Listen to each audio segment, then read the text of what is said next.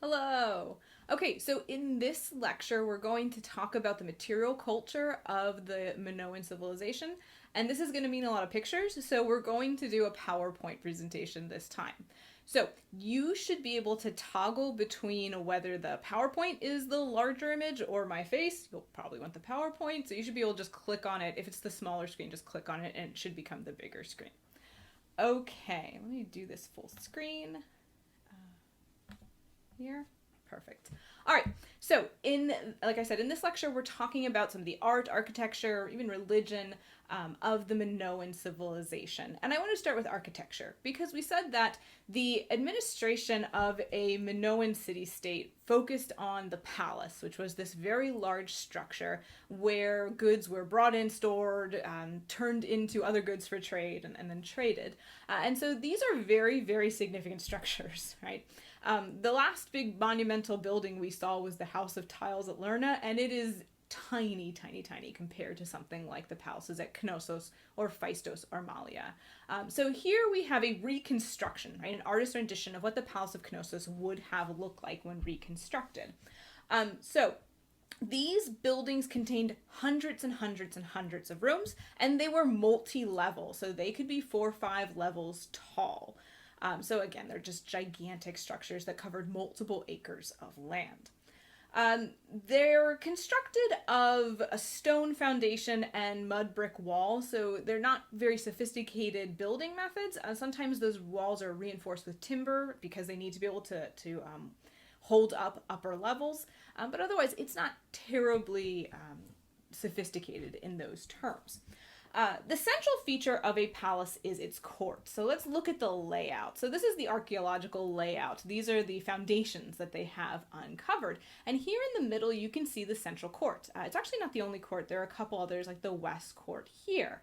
And you will see this in any Minoan palace. Oh, here's the palace at Phaistos, for instance, and here again you have a central court, but it's not the only one. You've got the upper court and the east court and things like that. So the existence of these central courts is the major feature of a Minoan palace. These courts are very big, like 100 yards long, for instance. We don't know their exact usage, but probably they were a place for gathering, since they are a big open space. This could be for feasts or religious rites, or to hear someone talk, right? Like if there's a king, maybe the king has to give speeches, something like that. So they're probably some sort of gathering space. It's not the only feature of the palace, though. Like we said, the palace brings in tribute from the countryside and stores it, so a lot of the space in a palace is storage. These long, thin rooms, they're known as magazines, and they are actually storage rooms. So, here's the central court. Here's the magazines. They're these long, thin rooms. They have these kind of pits, and each of these pits could hold a jar called a pithos, which was used for storage. And you could store goods in there like wheat or olive oil or wine or whatever you might need to store. And so this is how that storage happens. There's also a lot of residential areas because the palaces house the elite administrators, it houses the servants, it houses the artisans and craftsmen who live there, and this could be well over 10,000 people at a single palace. So there's residential areas, there's workshops as well for the craftsmen to work at. And then there's some other rooms that may have had special function. At the Palace of Knossos, for instance, we find a room that's known as the throne room. And I'll stop and I'll point out that the site at Knossos has been partially reconstructed. So parts of it have been built up, repainted to look the way it may have looked in the Minoan period. Now, there's a lot of argument as to how accurate this is. It may not be very accurate, but this is what you're seeing. This is not how we found the Knossos throne room. This has been repainted and put back together. But it definitely had certain features, including these wall paintings, the existence of the stone chair along the end of the room, which maybe was a place where an administrator could sit and listen to people who came to talk to him. So yeah, there's also these kinds of special rooms as well. Okay. I'll also point out a couple architectural features. Light wells is a big one. A light well is essentially a large empty column that is open to the sky at the top.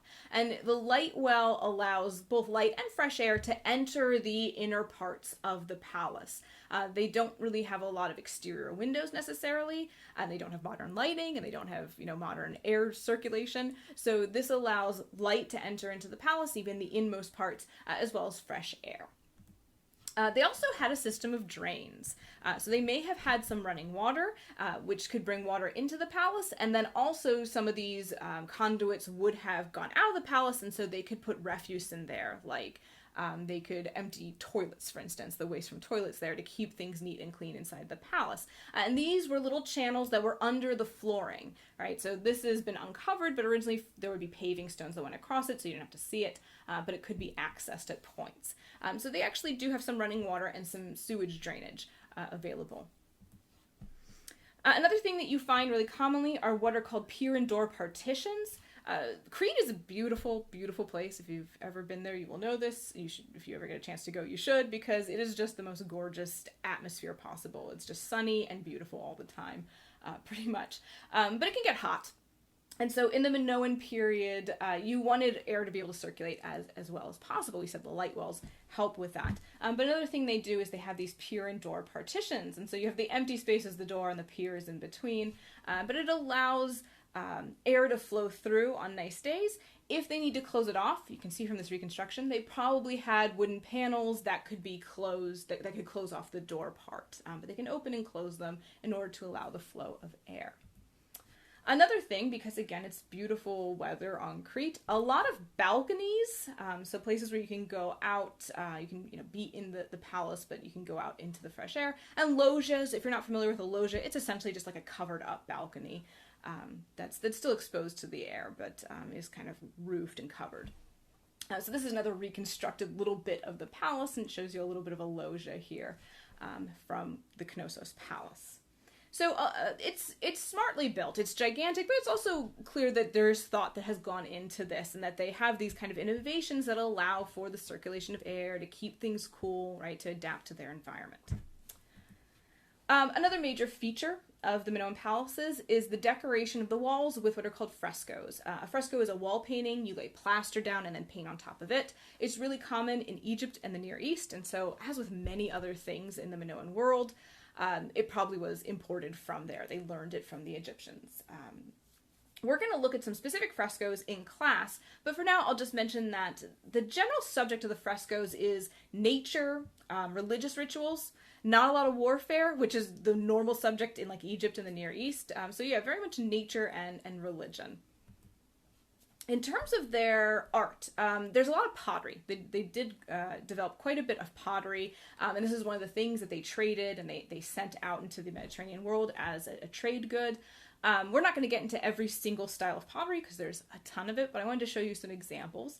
So some of the earliest that we have here from really the pre-palatial phase is vasiliki ware, which is a really kind of a basic sort of decoration. It's got this mottled reddish black wash, right, which they put on the clay to form the base, and then they paint over it in a very bright white. And the decoration is very what we call geometric. A lot of curvy lines, straight lines, dots, things like that.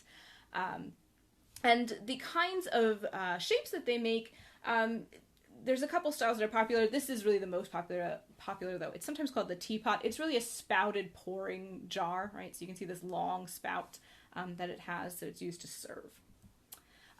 In the earlier phase, in the proto-palatial and then even into the neo-palatial phase, another very popular type of pottery from the Minoans is the kamares ware. And the kamares ware is, again, a sort of a black field that is painted on with red, white, especially. And the decorations include geometric things like the spiral here, but also a lot of floral. Right? Again, the Minoans love nature as a theme in their art, and so you see a lot of flowers in the kamares ware. And here we have a bit more variety in the types that we find. We find cups, we find storage jars. This is a pithos, a storage jar. We find dishes, all sorts of things. Arguably my favorite style of Minoan pottery, though, is marine style. So in this later Neo-Palatial phase, they begin to make pottery that has now a white field with black painting on it, And their major influence is marine life. And so you see nautiluses and octopuses and dolphins and sharks and all sorts of things. And they love to just cover the vase. They love like a riot of decoration all over the place. And so this becomes very popular as well. Now, along with the ceramics, they also made what's known as stoneware, where they would make jars and cups and things like that by carving stone. This is not as commonly preserved. This is much more likely to break or to have been stolen, but we do have some very notable examples. This, for instance, is a drinking cup. It's called a raitan, and it's shaped like a bowl, as you can tell, but you can flip that over. It's empty, and you could drink from it in theory. But this is made of stone. And then here's a nice little vase that has survived. It's called the harvester vase. I don't know how well you can see it, but these people are harvesting probably grain here that they're picking up. And so this has some figural decoration, which we don't see in the ceramic decoration at all. So this is interesting as well. In terms of statuary, when we get to the classical Greek period, we're going to see maybe just 1 million statues. But in the Minoan period, they don't make full life-size statues. The kind of figural art or statuary that we find is rare, and it tends to be small. So we do have a few notable examples, and one of these is the snake goddess. She's made of faience, which is a kind of glazed ceramic, and she depicts a woman who is wearing very typical female Mycenaean dress, what's called a flounced skirt with kind of these different rows that are attached to each other, and this kind of open jacket that lets her breasts be exposed. That's really common for Minoan women. But she's holding snakes, and her headdress is a bit wild as well. And so it's been argued that she may represent a kind of nature goddess, a kind of mistress of animals, or she may be a priestess engaging in a rite to a goddess like that. It's not clear. Another famous example, and this is of carved ivory, is the bull leaper. Probably there was a bull originally that went with it that's now lost, but this is a man in a sort of position of jumping over a bull, which we'll see in a little bit is probably a religious ritual of the Minoans. We do have one other example of a bull leaper with the bull, and this is made of cast bronze. And so the bull's in pretty good shape. The leaper is mostly there. He's missing part of his leg, but here he is. He's kind of grabbed the horns, and here's his head flipping over it. So yeah, the statuary we have is much rarer. It's of different types. We find ivory and bronze and different things, but really tiny pieces. Nothing like the big life-size pieces we'll see in the classical Greek world. Now I should note, there's lots of other art. They made a lot of really intricate, beautiful jewelry. They made seals out of stone that you put it on clay so you can seal something. Lots of stuff like that, but we don't have time to get into everything. The last thing I want to talk about, though, for this lecture is Minoan religion. Now, Minoan religion is really hard to reconstruct because we don't have a lot of direct evidence for it. We don't have any texts. They didn't have any temples, anything like that. So it's hard to say what they believed.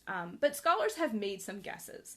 So given the depiction of these women that may very well be goddesses, they suggest that there's a focus on nature and fertility deities, and probably some kind of nature and fertility goddess, maybe also a god as well, probably were the focus.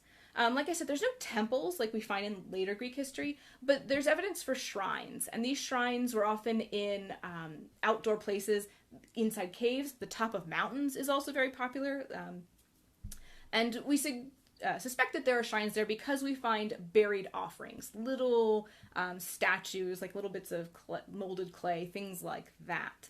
So it's likely that they had rites in honor of their gods and goddesses at places like this, probably with a priest or priestess who led the ceremonies.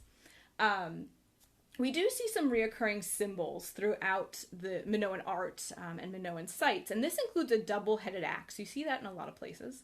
You also see bulls really commonly. We've seen some bulls here. The fresco I showed you as an example was bull leaping.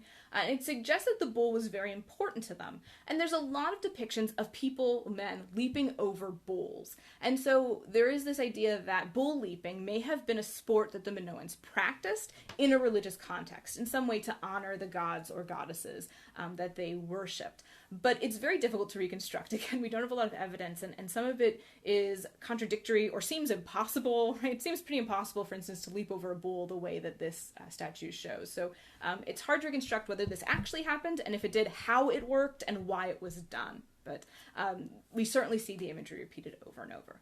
Okay, so we're going to stop there with the Minoans. Thank you for watching. Bye.